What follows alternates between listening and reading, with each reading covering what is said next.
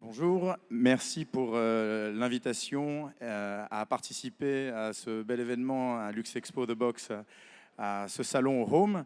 Ça fait très plaisir d'être dans un endroit qui est capable de proposer un accueil de public aussi bien fait en ces temps un petit peu plus compliqués, surtout pour des gens qui sont de mon milieu, car je suis de la restauration. Et effectivement, les mesures sanitaires font que on doit se réinventer. Et au niveau événementiel, c'est très, très intéressant et c'est un très beau travail qui a été réalisé pour ce salon. Donc, je vous remercie pour l'invitation. Et cette invitation a parlé de mon métier, a parlé du design et de l'architecture d'intérieur au service de l'Oresca. Alors moi, je ne vais pas vous parler de l'architecture d'intérieur et du design du point de vue de l'architecte ou du designer, car je ne le suis pas. Je vais vous parler plutôt de l'applicatif et de sa relation avec l'utilisateur final, avec le commerçant, et également avec le rôle que j'ai dans l'élaboration des concepts d'établissement de restauration. Le sommaire de cette présentation, je vais vous expliquer un petit peu ma philosophie de travail et les différents établissements que j'ai la chance d'avoir développés et de gérer.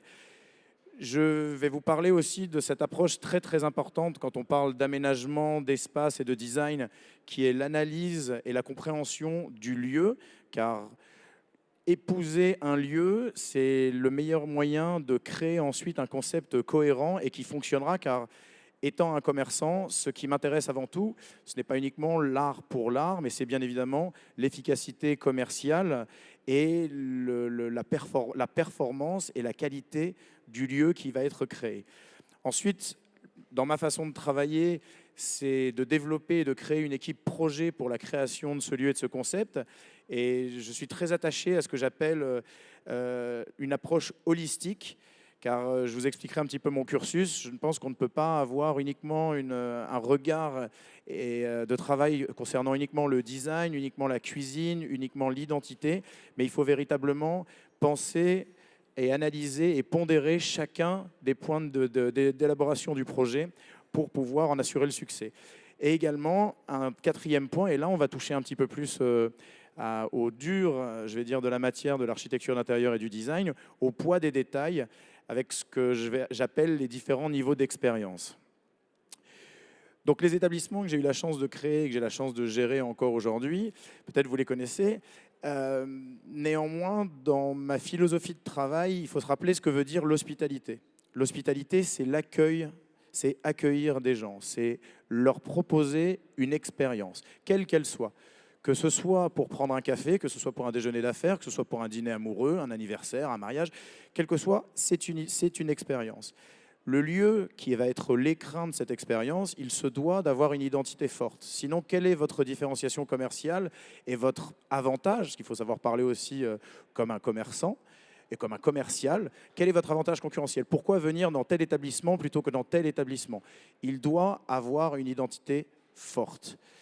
Donc, pour créer une identité forte, il faut plusieurs éléments qu'on ne peut pas mettre de côté. Et on le sait tous, vous, en tant que visiteur, en tant que client, vous comprenez quand vous pénétrez ou quand vous voyez un bar, un café, un restaurant, que certains éléments manquent et ne sont pas complets.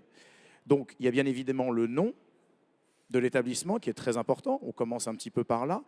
La déclinaison de son identité graphique, visuelle et commerciale. Il y a la carte, bien évidemment, quand on parle de brasserie et de restaurant, ce qu'on y mange. Et ça peut paraître peut-être étonnant, mais je ne pense pas que la carte est un des éléments premiers des établissements de restauration. C'est un outil dans la consolidation du concept global. Et ensuite, bien évidemment, il y a le design. Sans une cohérence parfaite de ces quatre éléments, le concept qui finira par naître finira par être ressenti comme bancal. Donc c'est très important pour nous, en tout cas dans chacun des établissements qu'on a créés, qu'il y ait un très très bon équilibre dans ces quatre grands piliers de projet. Sur les établissements dont je vous avais parlé, donc, on a au sein du groupe, on a le restaurant mexicain, le Mamacita, un bar à cocktail, le Paname, place de Paris, l'Urban en ville et à Belleval, et plus récemment le Bazar, place Guillaume. Mais on a également ouvert le Mama Loves You et le Congo à l'époque à Ulrich, le Coppers à Belleval et le Mamacita d'Ifferdange. Et dans nos tuyaux, on a encore 3 autres projets de développement pour début 2021, fin 2021 et fin 2022. Épouser un lieu, comme je vous avais dit, c'est comprendre comment il fonctionne et avant tout, réussir à mettre en adéquation ce dont on a besoin et quelles sont nos attentes en tant que commerçant, en tant qu'exploitant. Ce qu'il faut réussir à identifier dans un premier temps, c'est le potentiel du local. Car à chaque local, un potentiel différent. Et donc, qui dit potentiel, dit l'adaptabilité de l'un ou l'autre concept. Il y a, en fonction de la technicité de cuisine ou de l'ambiance qu'on veut créer, il faut étudier, bien évidemment, les flux, le passage, l'achalandage, les accès. Et ce potentiel, finalement, de ce local va lui donner une sorte d'énergie qui va vous permettre de définir l'applicabilité de l'un ou l'autre concept. Par exemple, si je prends le potentiel de notre dernier né, le bazar Place Guillaume, les 2 étages ont fait qu'effectivement, on a pu créer dans ce qu'ils appelaient la cave avant, nous, un club, grâce à une belle cave voûtée qui était complètement inexploitée et inexploitable car le concept précédent ne le permettait pas, mais de créer une 2e salle plus cosy et qui pouvait se transformer aussi en club, car les accès le permettaient, car l'acoustique le permettait. Donc les aspects techniques inhérents au local vont vous permettre et doivent nous permettre d'identifier les applications possibles pour celui-ci. Ensuite, il faut définir un cahier des charges techniques très précis. Pourquoi ? Très souvent dans un projet ou dans un concept, on se retrouve en porte-à-faux à un certain moment, une fois qu'on a avancé à l'intérieur, de se dire « tiens, je ne peux pas faire ceci, je ne peux pas faire ce type de cuisine, mon bar va être trop petit, je n'aurai pas les accès suffisants, mon calcul de rentabilité, mon business plan qui avait été fait sur un certain nombre de personnes ne doit être remis en cause. Pourquoi ? Car il n'y a pas eu une analyse suffisante des points techniques du bâtiment. » Donc l'adéquation entre le concept et les potentiels techniques du bâtiment, évidemment, encore une fois, capital.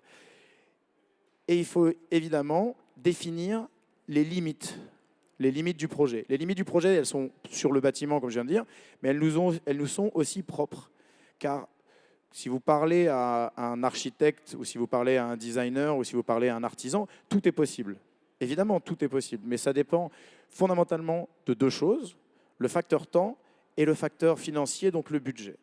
Si vous ne définissez pas assez précisément ces 2 facteurs-là, avec évidemment un degré de tolérance, car bien évidemment, quand on fait un budget, on prévoit, et un planning, on dit toujours que, personnellement, je me garde toujours 15% de réserve de budget de dépassement, ça fait partie de mon budget, et 10% de dépassement temps.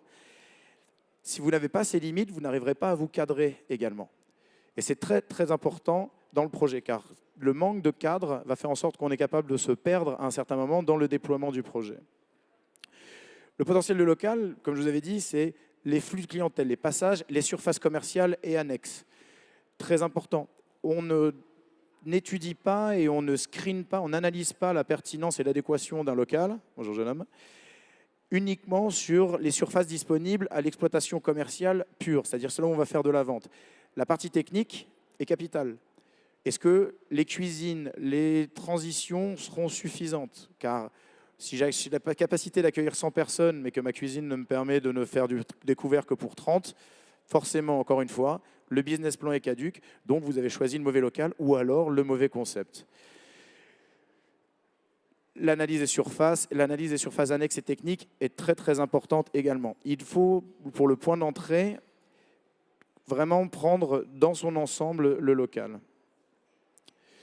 Le cahier des charges techniques, quand vous avez défini par rapport au potentiel du local ce qui pouvait y être aménagé dans votre idée, établissez, listez ce dont vous avez besoin. Pour un bar, si vous êtes du métier, vous savez qu'il faut des frigos, un back-bar, des pompes à bière, une machine à glace. Sauf que ces éléments-là, c'est une apportée d'énergie. Donc, est-ce qu'on a suffisamment d'électricité? Est-ce qu'on a l'aération et la ventilation suffisantes? Donc, dans la partie technique, vont très vite aller de ce qui découle de votre métier à des impératifs de bâtiment et qu'il faut connaître et qu'il faut pouvoir maîtriser. Si vous ne les maîtrisez pas, il faut absolument vous faire accompagner car pendant le projet, vous aurez encore une fois un problème certain. le potentiel et l'énergie, donc votre ampérage, très simplement. L'HVAC, climatisation et arrivée d'air, capital, car dans la restauration, ça peut être un facteur non seulement d'inconfort, et donc l'expérience client sera particulièrement désagréable, et surtout, c'est un facteur de destruction de vos machines, car elles ont besoin de beaucoup d'air et de beaucoup de régulation de température, car sinon, d'une machine à glaçons à un compresseur de frigo jusqu'à une cuisine, soit l'ambiance de travail, soit l'intégrité des machines sera fortement compromise. Ensuite, comme je vous ai dit, définir ses limites, définir le budget et définir un délai. Le but de tout ça, le but de cette première étape, c'est de pouvoir dresser les contours de votre projet, car celui-ci, en tout cas pour moi, il est de définir, de créer, de concevoir un lieu de vie, un lieu de rencontre, un lieu qu'on met à disposition de nos clients.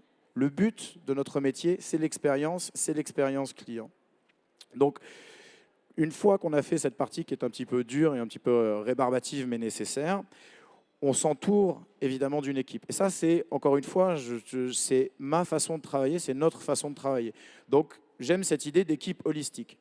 On s'entoure à chaque fois d'un graphiste, qui est souvent celui avec lequel on travaille depuis certaines années, car il comprend notre philosophie de travail. Lui, il va être responsable de la déclinaison de l'identité et également des applications.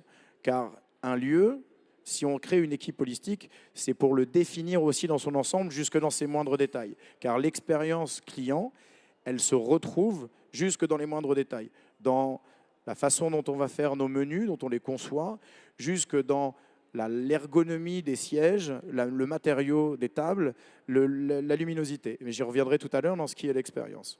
Il y a bien évidemment un architecte qui en fera partie, excusez-moi, ou architecte d'intérieur, qui est notre dessinateur, qui est celui qui va nous accompagner dans les démarches administratives, dans les obtentions d'autorisation, dans la mise en œuvre. C'est un technicien, et pas uniquement, également quelqu'un qui peut apporter un œil esthétique, bien évidemment, mais ce n'est pas le seul. Parce que je ne pense pas que ce soit uniquement à lui que doit incomber l'ensemble de la responsabilité, de l'esthétique du projet. Et pour une raison très simple, ce n'est pas lui qui va travailler à l'intérieur. Ce n'est pas lui qui conceptualise l'ensemble du lieu. Lui, il crée un intérieur. Et l'intérieur est un des leviers, est un des pans du projet. Ensuite, il y a des artisans. Dans mes projets, j'ai toujours menuisiers, des gens qui font de la verrerie, bien évidemment des électriciens, parce que ça fait partie de ça pour tout ce qui est lumière, des gens qui font de la céramique, des gens qui font du carrelage, qui sont des équipes proches, car c'est eux qui vont me apporter des solutions ou des alternatives pour rester dans les limites que je me suis définies. Car si, encore une fois, tout est possible, tout a un coût. Donc il va falloir jongler avec son budget comme avec ses choix esthétiques pour finalement, encore une fois, ne jamais dénaturer la chose la plus importante et la renforcer à chaque étape de décision. Et c'est le rôle, dans ce cas-là, du directeur artistique, le concept. Le concept de l'établissement, c'est quelque chose pour lequel on ne peut pas faire de compromis. Toute cette équipe doit travailler dans un seul sens. On ne peut pas avoir les artisans qui disent on va faire plutôt comme ça, l'architecte qui dit oui mais là cette colonne-ci on doit la bouger, le graphiste qui pense que c'est pas joli. L'esthétique n'a presque pas sa place dans le débat. C'est le concept avant tout. Et il y a le rôle du directeur artistique dans ce projet-là qui coordonne les efforts de cette équipe créative. Si on prend par exemple un cas relativement concret, je prendrai le dernier né, le bazar. Quand on a eu l'opportunité de prendre ce local, on a su ce qu'on pouvait faire. On a vu où étaient les zones techniques, les zones de cuisine, tout ça a été identifié très clairement. On a pu définir un nombre de couverts qu'on allait pouvoir faire. Ensuite, on a très vite réfléchi à quel allait être le concept. On est tombé sur une idée, nous allons faire un restaurant, également avec une identité forte de bar, de cuisine méditerranéenne. Donc pas uniquement limité. Donc après, il faut se poser la question, quelle est la Méditerranée ? Quel va être le nom ? On est sur la place du marché, donc on a pensé à bazar. Aucun des choix n'est fait par hasard. Bazar, c'est aussi un des mots les plus véhiculés pour dire marché. Et bazar, ça veut dire un lieu d'échange. Donc on était tout à fait dans le thème. Donc qui dit lieu d'échange dit quoi ? Dit flexibilité au niveau des assises, pour pouvoir être aussi bien à 2 qu'à 4, qu'à 10, qu'à 20. Maintenant, c'est plutôt 2 fois 10 que 20, mais on y reviendra un jour, on espère en 2021 ou 2022. Et comme on a la partie bar, évidemment, un grand bar, au moins, voire 2, sur 2 niveaux, pour pouvoir défendre cette identité et la comprendre définitivement et directement et instinctivement quand on est un client. C'est-à-dire que quand vous franchissez la porte de cet établissement, il faut pouvoir tomber et comprendre qu'on est à la fois dans un restaurant, parce qu'un restaurant, c'est des chaises et des tables, finalement. Si c'est pris à ça simple, en face de moi, c'est un restaurant, il y a des chaises et des tables, mais on ne comprend pas la partie bar. Évidemment, il n'y a pas de grand bar.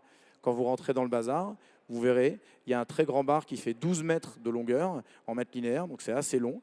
Il y en a également un au deuxième, dans le club qu'on a créé au sous-sol, qui fait qu'on comprend au premier pas en rentrant dans chacun de ces espaces qu'on est également dans un bar.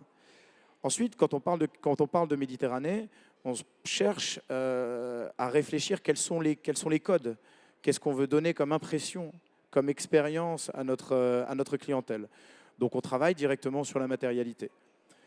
La matérialité, les céramiques, on a choisi les céramiques qui venaient d'Afrique du Nord, de Maroc, donc des éligues.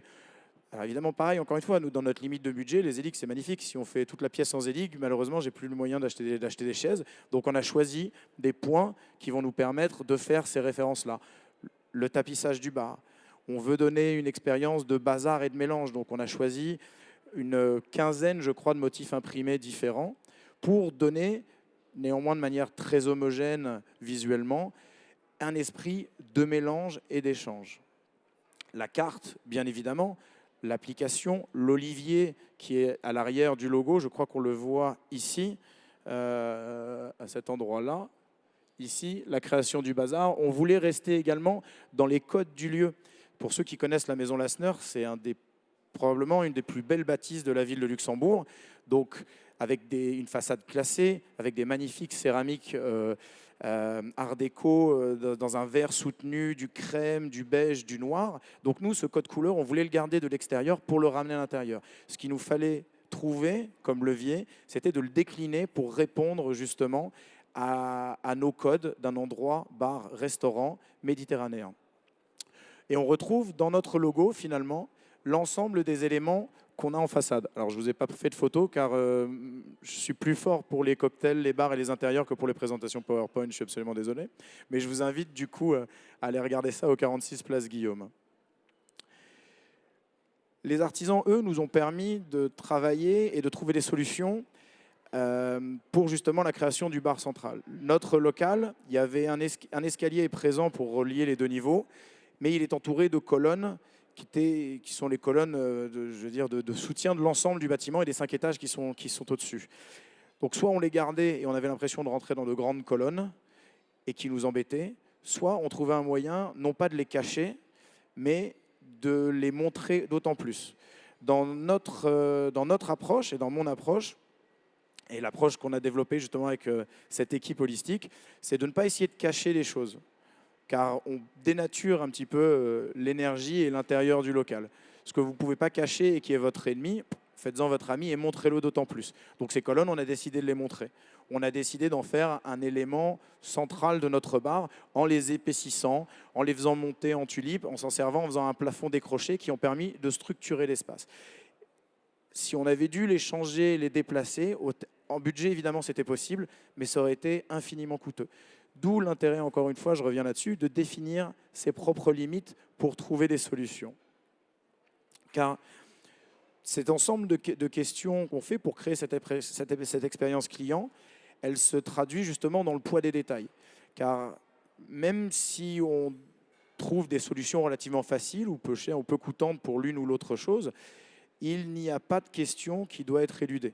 Tous les détails doivent être sous-pesés. Que fait-on ? Est-ce qu'on fait ce choix? Est-ce qu'on prendra cette couleur? Est-ce qu'on prendra ce revêtement? Est-ce qu'on prendra cette matérialité? Le poids des détails, il est important pour ces expériences. Dans notre approche, on a 3 niveaux d'expérience. L'expérience visuelle, l'expérience sociale et l'expérience sensorielle. Je parle encore une fois sur les intérieurs. La nourriture, bien évidemment, en fait partie et vient s'imbriquer dans cette logique. L'expérience visuelle, elle se fait sur la lumière, sur les couleurs et ambiances et sur le travail autour des espaces techniques. Pourquoi? Car quand vous rentrez dans un établissement, On doit faire le choix, montrer ou pas une cuisine, montrer ou pas un bar. Ce n'est pas uniquement une question de praticité, c'est une question justement de concept et d'ambiance. Évidemment, il y a eu un grand phénomène de dire et de travailler avec des cuisines ouvertes depuis maintenant une dizaine d'années. Il n'y a pas tous les restaurateurs qui restent convaincus de ce bien fondé. C'est très difficile à faire une cuisine ouverte. C'est très difficile parce que visuellement, c'est très bordélique une cuisine. La plupart du temps, quand on regarde à l'intérieur, c'est sale, c'est pas bien rangé. Il y a plein d'éléments dans une cuisine qu'on ne doit pas avoir, qui ne sont pas commercialement efficaces. Donc il faut pouvoir cacher la plonge. Donc une cuisine ouverte nécessite la création de plein d'espaces et de beaucoup d'astuces visuelles et d'aménagement pour la rendre sexy. Et pour la rendre également pratique en termes de travail, parce que c'est un petit peu le moteur et le cœur de métier de votre établissement. Sans une cuisine qui fonctionne, ça va être très difficile de servir une cuisine non seulement de qualité, mais surtout de servir efficacement votre clientèle. La lumière joue énormément d'importance.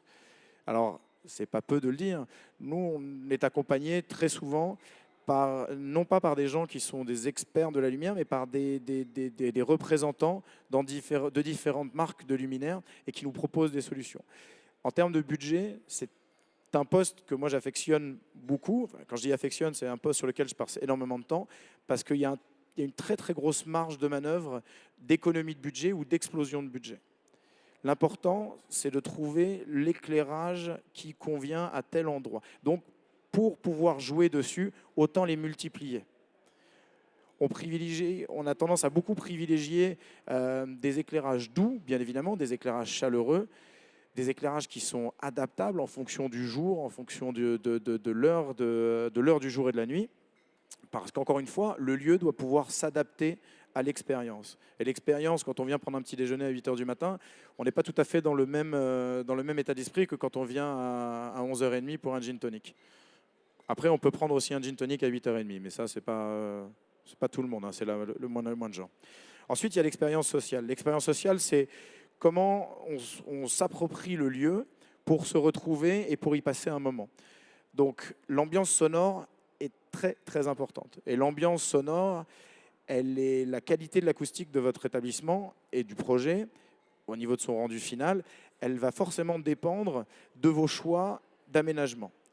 Alors, trois leviers automatiques, c'est évidemment en quoi sont faits vos revêtements de sol, vos revêtements muraux. Est-ce que vous avez des rideaux? Est-ce que vous avez des éléments absorbants? Il y a énormément d'erreurs qui sont faites sur l'acoustique. Néanmoins, une acoustique forte, ça peut être un parti pris pour un projet. Moi, j'ai un établissement qui est très bruyant. Je le sais, il est complètement assumé. Parce qu'il répond à ce que les gens attendent. Ils veulent quelque chose de grouillant, de vivant, de vibrant, d'urbain. Ce n'est pas pour un souci d'économie. C'est parce que ça correspond encore une fois à ce concept. Pour certains, évidemment, c'est très bruyant. Pour ces personnes-là, je leur dis, je suis désolé, mais j'ai d'autres établissements où alors c'est beaucoup plus calme. On ne peut pas essayer d'homogénéiser tout ça. Néanmoins, ça doit rester confortable. La distance entre les tables, dans ce même établissement qui est très bruyant, alors évidemment on parle d'une période que les gens de moins d'1 an ne peuvent pas connaître, où il n'y avait pas une distanciation obligatoire d'un mètre 50 entre les tables et où on est obligé de mettre des plexiglas. Bien évidemment, on respecte toutes ces consignes le plus formellement possible. Néanmoins, la distance entre les tables donne une couleur, donne une ambiance, donne une vraie identité à votre établissement. Dans les bureaux, on peut comparer ça à des benches, des bureaux individuels, des open space, des semi-open space, des bureaux mobiles. De la même façon, dans un établissement, si vous avez des tables de 2 qui sont séparées de 40 cm, ou si vous avez des tables de 2 qui font 70 cm par exemple de diamètre, avec d'autres endroits où il y a des tables d'1,20 m, vous êtes 2, vous êtes à 2 mètres de la table d'après, on n'est pas du tout dans la même ambiance. On n'est pas dans la même ambiance, que souvent on n'est pas dans la même expérience. On n'est pas dans le même rapport qualité-prix. On n'est pas dans le même ticket moyen. Donc, on n'est pas en recherche de la même clientèle. Il faut toujours mettre en adéquation notre aménagement avec la clientèle qu'on veut attirer. À partir d'un certain âge, la typologie de la clientèle change. La clientèle 15-25 n'est pas la même que la 15-35. à peu près 15, 40, 25, 45, c'est à peu près la même, 45, 55, 45, 60, il y a d'autres attentes quand on vient dans des établissements de restauration, ce qui est normal. Il faut le comprendre, l'accepter. On ne peut pas plaire à tout le monde, tout le temps. Par contre, on peut faire des choix tranchés qui fait qu'on aura une fidélité de clientèle certaine. L'ergonomie du mobilier, de la même façon, est un choix important. Il a une raison d'être, évidemment, par rapport à votre calcul de business plan. Parce qu'un mobilier plus petit, mathématiquement, si on fait une petite règle de 3, ben, va se dire que si sur 10 mètres, sur 10 mètres, on peut mettre X tables de 70 cm, mais on en mettra forcément moins si elles font 90 ou 100. Et on ne mettra pas forcément plus de gens. Parce que l'ergonomie d'assise fait que on prend 70 cm par personne sur un banc, ou 80 cm, ou 90 cm. Et cette ergonomie-là, elle va encore contribuer à l'expérience. Est-ce qu'on a de la place? Est-ce qu'on est serré? Plus on a de place, plus on aura tendance à rester longtemps. Est-ce que dans ces cas-là, notre menu est adapté, parce qu'on roulera moins nos tables? Est-ce que notre menu est adapté par rapport à son pricing, par rapport à son positionnement de marché, pour faire en sorte qu'on soit rentable pour des gens qui restent 1h30, 2h, 2h30, 3h? Le rôle de l'entrepreneur dans le développement de son concept, c'est aussi de penser à ces détails-là. Donc je reviens toujours à l'approche holistique que j'avais eu à un certain moment. Et l'approche sensorielle, c'est elle qui va finalement terminer véritablement de clouer et de ficeler le concept. Donc c'est les matériaux. C'est les matériaux. Parce que les matériaux vont donner la résonance justement de l'identité et de l'idée du projet que vous allez avoir derrière. Là en dessous, j'ai mis par exemple une photo de l'Urban qui a été rénovée, qu'on a rénové maintenant il y a 2 ans. On est resté complètement dans les codes de là où on voulait aller. C'est-à-dire au rez-de-chaussée, un pub fooding très porté sur la bière pression, les jeans, les whisky, pour garder ce côté anglo-saxon. Et au premier étage, on a fait un bar à cocktail plus dans l'ambiance des speakeasy, plus colonial, mais en gardant tous les canons de l'établissement et de ses matériaux. Donc on a travaillé avec du laiton, on a travaillé avec du granit, on a travaillé avec de l'acier pour faire le bar qui se patine avec le temps, pour trouver un petit peu l'expérience. Les meubles ont été faits en velours. Quand on s'assoit, il y a une certaine douceur et qui fait qu'on a du mal aussi à glisser parce que les tables sont hautes. Donc on a voulu vraiment ficeler cette expérience sensorielle avec le choix de ces matériaux. Aucun des matériaux qu'on choisit, on le fait par hasard parce qu'on trouve ça joli. C'est jamais la réponse à la question. L'esthétique, oui, ça nous plaît, mais est-ce que ça répond à notre questionnement premier, à savoir, est-ce que nos clients vont comprendre le message qu'on va avoir à leur donner? C'est-à-dire qu'on est ravis de les avoir, qu'on est ravis de les accueillir et qu'on sera ravis de les retrouver. Donc gagner déjà la bataille de la bonne première impression. Pourquoi est-ce qu'on a développé cette approche au sein du groupe? C'est peut-être aussi dû à mon parcours. Moi, je suis à la base scientifique, j'ai une maîtrise, je suis immunologue et j'ai fait également un master en management stratégique entrepreneurial en double compétence à l'Institut supérieur du commerce. Donc, je suis un technico-commercial, on va dire un peu comme ça. Mais dans mon cursus, j'ai également été restaurateur, parce que j'ai payé mes études comme ça quand je travaillais à Paris, et c'est un métier auquel je suis tombé éperdument amoureux dès le moment où je suis tombé derrière un comptoir à éplucher des citrons. Et j'ai été associé pendant 5 ans dans un bureau d'architecture d'intérieur et d'aménagement ici au Luxembourg. J'ai eu la possibilité de retourner dans la restauration, alors que je faisais plutôt directeur administratif et financier, de retourner dans la restauration par le biais de l'aménagement. Mais le biais de l'aménagement en endossant ce rôle de directeur artistique et en m'entourant de gens qui nous ont permis de créer des projets.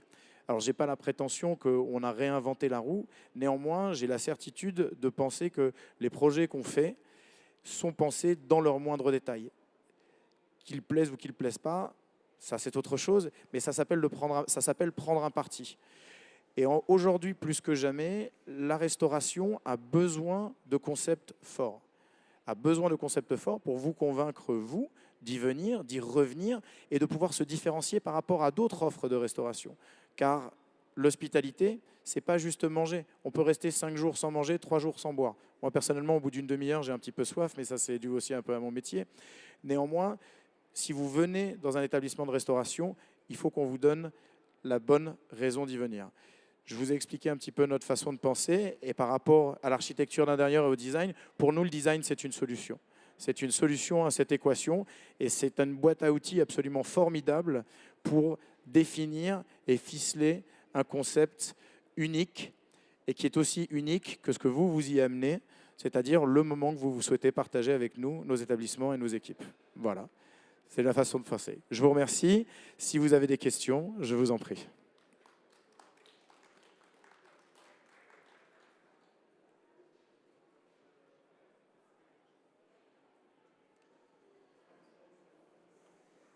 Deux questions peut-être. La première, c'est est-ce que vous partez en général d'un local qui vous paraît intéressant et vous cherchez un concept adapté, ou est-ce que vous avez une idée de concept et vous cherchez un local qui va convenir? C'est la première question. Et la deuxième question, j'ai souvent l'impression qu'en termes de design, on voit des tendances. Pendant quelques années, quelque chose est à la mode. Est-ce que vous cherchez à surfer dessus ou est-ce que c'est un tort et il vaut mieux avoir son concept et ne pas s'occuper des tendances? Je vous remercie pour vos questions. Alors, la première, je dois avouer qu'on a, on a une certaine liste de concepts qu'on a envie de faire. Nous, comme je vous expliquais, nos établissements sont tous un petit peu différents, donc on cherche pas, on n'est pas dans une logique de franchiseurs ou de franchisés qui font un copy-paste de leur établissement. Donc, on a une petite liste de concepts dans l'arrière de nos têtes, et quand on voit un local, c'est marche plus dans l'autre sens. C'est plus le potentiel d'un local. Quand on voit un local avec potentiel, là, le dernier qu'on a signé, on a pris le local sans savoir ce qu'on allait y mettre dedans. Voilà. C'était déjà le cas Place Guillaume. C'était déjà le cas également Place de Paris avec le Paname. Mais très vite, on a réussi à mettre en adéquation les concepts qu'on avait en tête et nos envies aussi, parce que nous sommes des gros consommateurs de restaurants et d'établissements de restauration. C'est un vrai plaisir. On veut être nos premiers clients ou nos meilleurs clients. Enfin, nos meilleurs clients, ça peut être un peu particulier quand même comme définition. Les Allemands, on veut être nos premiers clients. Donc, c'est plus le potentiel du local que le concept. Si on passe par le point d'entrée du concept, je peux vous dire par rapport à certains collègues qu'on fait souvent une erreur, c'est-à-dire qu'on veut tellement faire ce concept qu'on va essayer de forcer la décision par rapport à un local. C'est le local qui vous donne un positionnement de choix qui est adaptable à un établissement de restauration, plus difficilement l'inverse. Mais les deux peuvent fonctionner. Nous, c'est plutôt on a toujours je préconiserais le local en premier plutôt que le concept. Par rapport à la deuxième question des tendances, oui, il y a des tendances. C'est très clair. La seule chose, c'est que quand vous percevez cette tendance, il est souvent déjà trop tard. C'est-à-dire que nous, notre métier, c'est si on veut avoir un petit peu un positionnement comme ce qu'est le nôtre, on doit essayer d'anticiper un petit peu ça. C'est-à-dire que il y a encore 2-3 ans, on voyait du velours rose, bleu un petit peu partout. C'est passé très très vite cette mode-là. Il y a plein d'établissements. Encore une fois, ça peut donner de très très belles combinaisons. J'étais à Liège encore il n'y a pas très longtemps dans un très bel hôtel. Tout l'intérieur est fait en laiton et en velours rose et bleu. Je pense que c'est une matérialité et une tendance visuelle qui est passée, qui a déjà fait son temps.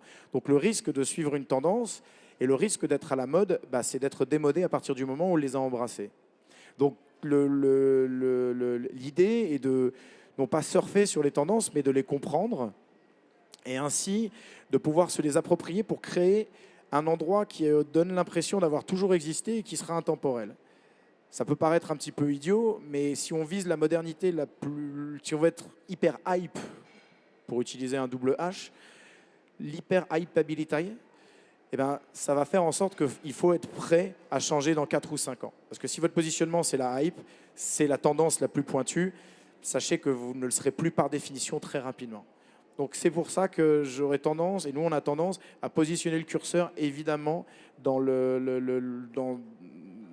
l'esthétique de l'ère du temps, mais c'est plus quelque chose de général que quelque chose de très pointu. Faire un copy-paste de tendance, c'est déjà démodé. Quand vous l'avez terminé, les quelques mois qui suivent le développement du projet pour son ouverture, on a vite l'impression, en tout cas moi j'ai vite l'impression de me retrouver dans des endroits qui sont déjà démodés. Donc suivre la tendance, oui, mais c'est plus l'anticiper et l'utiliser par touche parce qu'il y a des choses à prendre dans toutes les modes, dans toutes les années.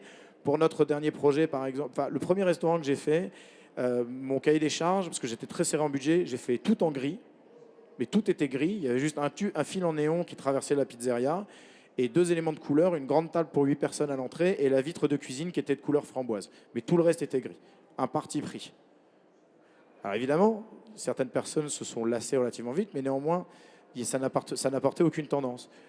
La dernière qu'on a fait, si on regarde le Paname Place de Paris, on l'a fait il y a 5 ans. Il y a 5 ans, on était dans les premiers à mettre du marbre, du laiton, une ambiance un peu art déco fraîche parisienne avec des plantes, il n'y en avait dans aucun restaurant. Maintenant, aujourd'hui, des plantes, du marbre blanc, du laiton, il y en a dans tous les restaurants. Donc, on n'est plus notre avantage qualitatif, il est plus sur notre design. Par contre, ce design-là répond à l'ambiance du concept autour. Si je prends le bazar, mon idée, c'était de faire une sorte de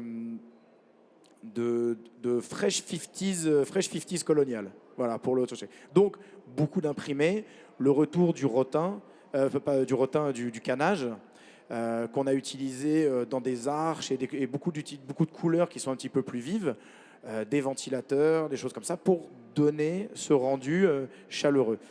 Et le rendu fait qu'on n'a pas l'impression de se retrouver dans quelque chose qui existe dans d'autres endroits. Le plus dangereux, c'est effectivement de se retrouver dans un établissement ou dans un lieu qui répond à tellement de canons qu'il répond à tout sauf à une chose, sa propre identité. Et dans ces cas-là, pourquoi venir là plutôt qu'ailleurs?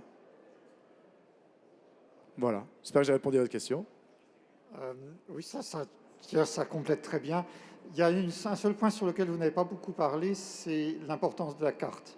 On avait l'impression que la carte était secondaire par rapport à l'ambiance que vous voulez donner au local. Alors, c'est absolument pas secondaire, pas du tout, mais c'est juste que pour faire une carte de cuisine, j'ai pas besoin d'un architecte, d'un menuisier, d'un carreleur, d'un peintre, d'un propriétaire et d'un budget de plusieurs centaines de milliers d'euros.